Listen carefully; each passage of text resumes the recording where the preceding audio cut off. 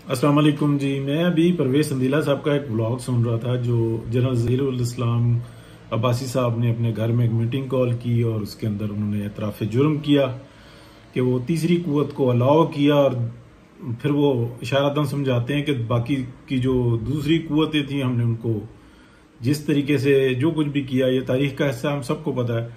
लेकिन जो उनका एक व्लॉग के अंदर जो वो बता रहे थे, मुशाहिदुल्लाह खान साहब का बता रहे थे कि वो उनका जो किरदार था, पहली स्टेटमेंट आई, यानी कि मैं उसका थोड़ा सा मजीद जो है ना खोलना चाहता हूँ।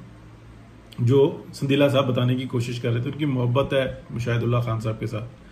देखें, एक बात या एक मिसाल है कि वेले दियां नमाज़ां ते फिर बाकी जो उनसे ना कवेले दियां टकरां ही होंदियां ने। अच्छा, जो साजिश हुई, मियां मोहम्मद नवाज शरीफ साहब धरनों के दौरान उनके पास बहुत बड़े सबूत आ गए कि मजीद इसके अंदर जो उनसे ना एक क्लैश होने वाला है। और वो क्लैश जो सा है वो हमें पता है कि जो लफ्ज वहां पे बोला जा रहा था उस वक्त में, ये चीजें बाहर आ रही थी कि 50 से 100 बंदा मरेगा, यानी कि वो बंदा मार के और फिर उसके बाद एक मिलिट्री एक्शन, और ये इसकी तैयारी थी। ये लफ्ज मेरे शायद दोहराने से बहुत सारे लोगों को याद आए कि ये उस वक्त में दोहराए जा रहे थे। अब उसकी तैयारी थी, मियां साहब बुलाते हैं और फिर वो एक ऑडियो रिकॉर्डिंग सुनाते हैं। वो एक मीटिंग की है या जो भी है, और वो सबूत फराहम किया जाता है उस वक्त के आर्मी चीफ जनरल राहिल शरीफ को।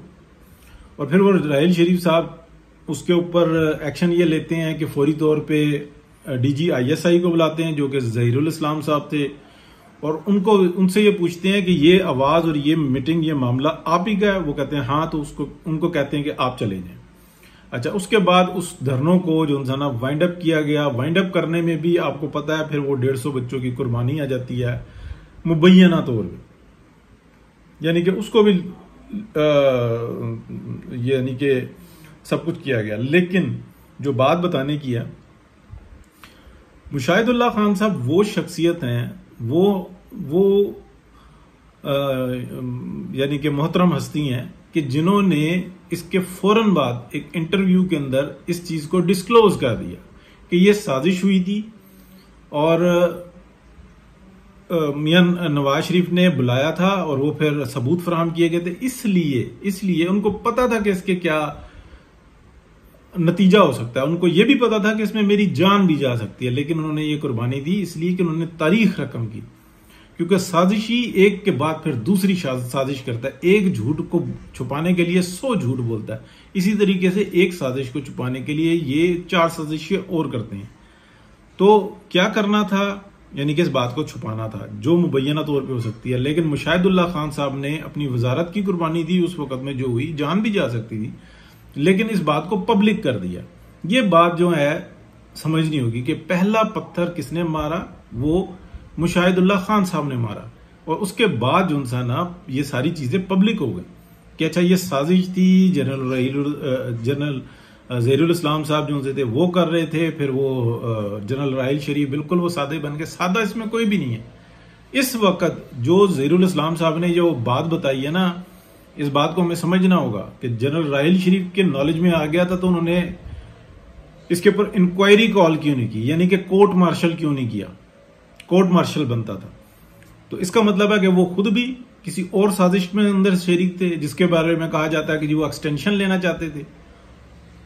इस बात को जो ना जितना खोलेंगे ये खुलती जाएगी। वजह ये कि देखें, बहुत सारे लोग कहते हैं कि सिविल सुप्रीमेसी की जंग है, क्या फायदा ये ताकतवर लोग। भाई ताकतवर लोग ये जो इस वक्त में जो टीवी और सोशल मीडिया पे और दीगर जगहों पे ये जो बातें हो रही हैं, इसका 10% भी आज से 5 साल पहले होती थी। ये मियां मोहम्मद नवाज शरीफ का सब्र और तहम्मुल है कि जब उनके ऊपर ऐसा वक्त आया तो उन्होंने अपना मामला अल्लाह पर छोड़ दिया, चुप कर गए। राज जो उनसे थे वो आज तक उनके सीने में ही है, लेकिन फिर बोली ना अल्लाह की मखलूक, तो फिर ये नतीजा होता है। बहरहाल इस वक्त जो बात है करने की, वो जो जिसके लिए व्लॉग कर रहा हूं, कि मुशाहिदुल्लाह खान साहब वो हैं जो एक ठहरे हुए पानी में जिसने पहला पत्थर मारा फिर वो तूफान उठा, यानी कि उस बात को लीक कर दिया। वरना ये क्या करते, ये मजीद उस पर पर्दे डालते। जब एक चीज पब्लिक हो जाती है ना तो फिर उसका रोकना बहुत मुश्किल होता है। बहरहाल ऐसे बहुत सारे लोग हैं, बड़ी कुर्बानियां होती हैं, वो कुर्बानी देते हैं और फिर बहुत कम होता है कि उनका जो इंसान है उनको वो इज्जत मिले जो जिसका वो हक रखते हैं दुनिया के अंदर। इंशाल्लाह आखिरत में तो मिलेगी। बहुत शुक्रिया जी, अल्लाह हाफिज।